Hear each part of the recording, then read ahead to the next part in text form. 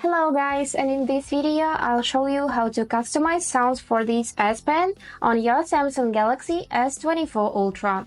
Let's get started, but don't forget to follow to see more useful content. So, firstly, download Fantastic app on your phone, which you can install from Google Store, because I haven't found it in Play Store unfortunately, so let's take a look at Google Store. So just type in this Fantastic, and here it is. Click it, and now let's open it. So we have here many options for customization of air commands, pointer, but we are interested in sounds today, so let's just scroll down. And here we can see many options for sounds.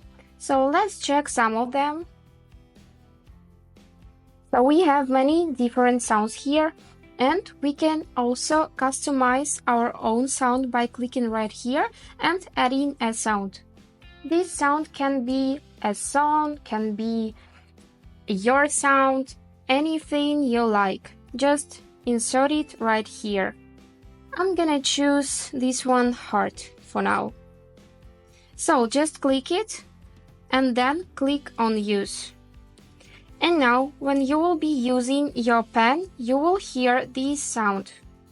If you want to change it to previous one, just click this default button and click on use. And that's all. I hope this video was helpful for you. Thank you so much for watching.